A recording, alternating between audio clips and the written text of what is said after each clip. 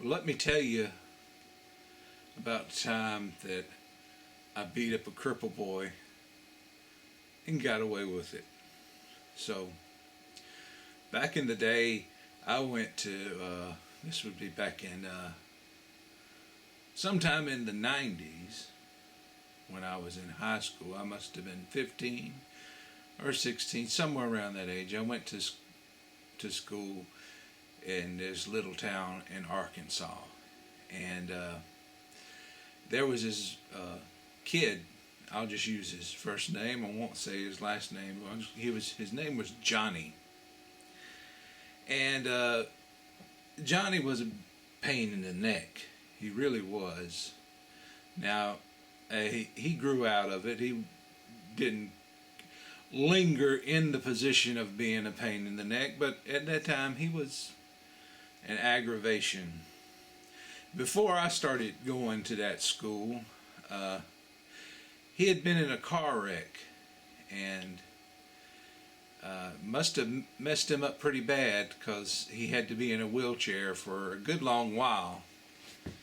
I never seen him in a wheelchair, but when I started going to school there, he walked around with a really, really bad limp. But while he was in the wheelchair, all the kind children at that school decided to give him the nickname Scooter. So that was his nickname. Johnny's nickname was Scooter. But he was maybe 2 grades ahead of me, I guess, and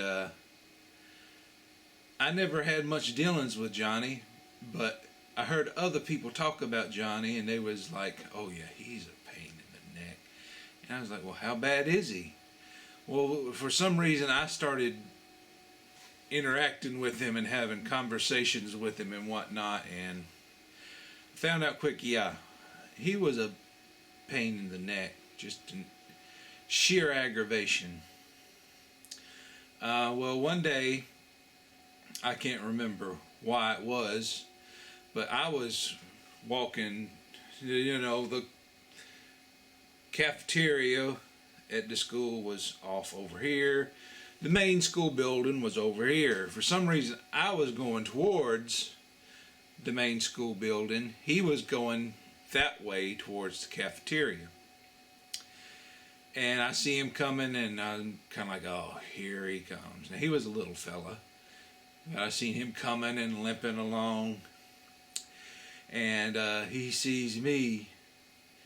And he says, hey, Bridges, do you want to know how to milk a rat?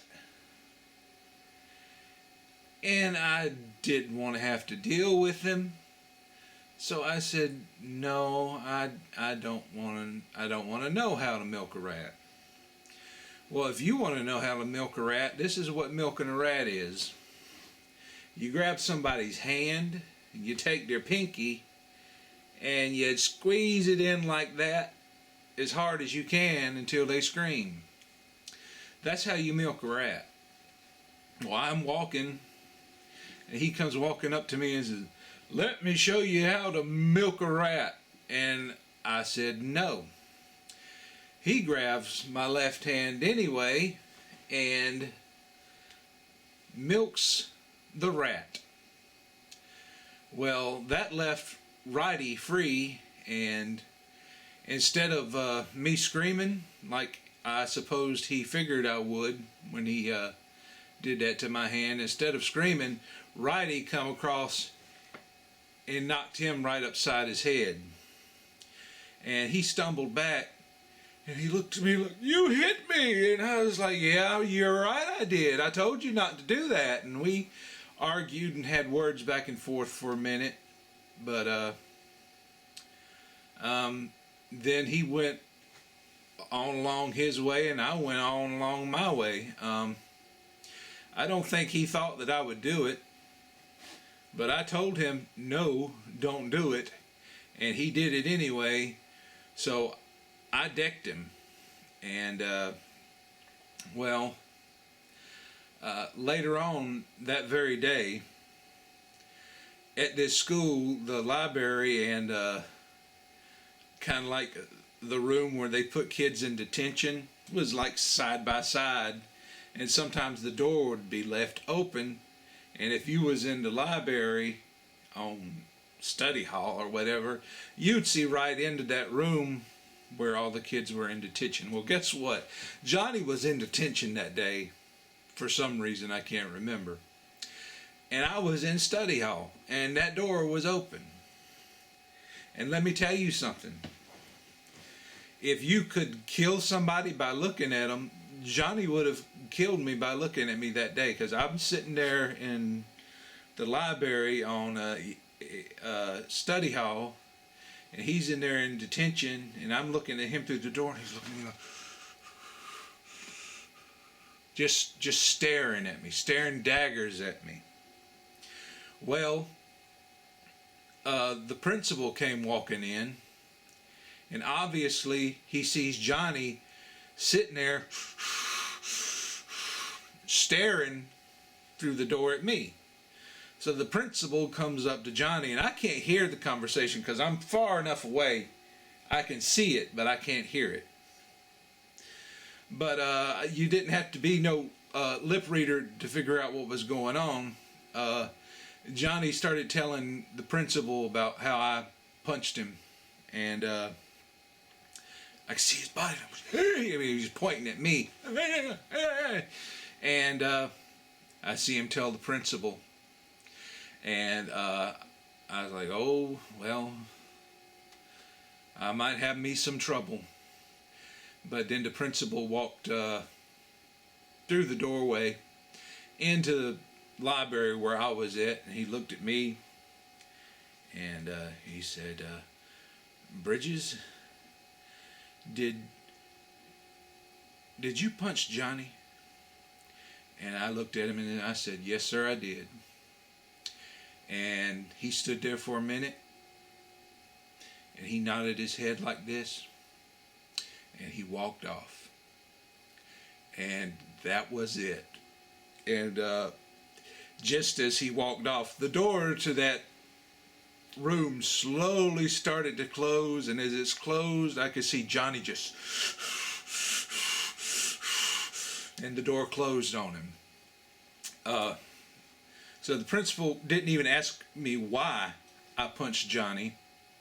He just knew Johnny was a pain in the neck, and knew that I wasn't the type of guy that would just haul off and punch somebody for no good reason, so he wasn't going to do anything about it. But that wasn't the end of the story. Johnny had a bigger brother, older brother, by the name of Scotty. And Scotty was a pretty bad dude. He was a rough and tough type, you know, a scrapper. And I wasn't really worried about getting in trouble at school with the school or the principal or anything like that for punching Johnny. I didn't really care. Was a little concerned that I might have trouble with Scotty, and I was not present for this exchange that I'm about to tell you about, but I heard it relayed to me through reliable sources. Apparently Johnny went to Scotty and told him about what happened, me punching him. And from what I heard, what Scotty did after Johnny told him was Scotty bust out laughing and gave me a new nickname. And he bust out laughing and said, we're going to have to start calling Bridges, we're going to have to start calling him Scooter Bumper. So poor Johnny, the principal, wasn't going to do anything about it. His own brother wasn't going to do anything about it. So that was all Johnny could do. Johnny got a black eye, and no justice was served. You know, you ever hear of this guy named Paul Harvey? I used to listen to him on the radio when I was younger, and he would have his radio show, and he would tell you the rest of the story. Well, I'm gonna tell you the rest of the story. Like more than 10 years later, I'm on Facebook and I find Johnny, and just for laughs and giggles, I sent him a Facebook request for friends request. He accepted the friends request, and you know how Facebook, I don't know if they still do it, but they used to do it all the time. They would alert you when it was somebody's birthday. Well, after I became friends with Johnny on Facebook, lo and behold, not too long after that, Facebook informed me that it was Johnny's birthday. So, being the nice guy that I was, I went to Johnny's Facebook page to type on his wall and wish him a very happy birthday. And I said, "Happy birthday, Johnny, from your old pal, Scooter Bumper." And a few hours later, I get back on Facebook and I see that old Johnny had given that a thumbs up. So apparently, after all those years, even Johnny didn't hold it against me for punching him in the face. I think he must have grown to realize that he needed to change his ways, and he just gave me the old thumbs up for wishing him a happy birthday and from his old pal Scooter Bumper. So that was the end of the story. That is the time that I punched a cripple boy and got clean away with it, not through sneaking and not getting found out about it, but I just punched the cripple boy and everybody knew I had done it and nobody did anything to me about it. But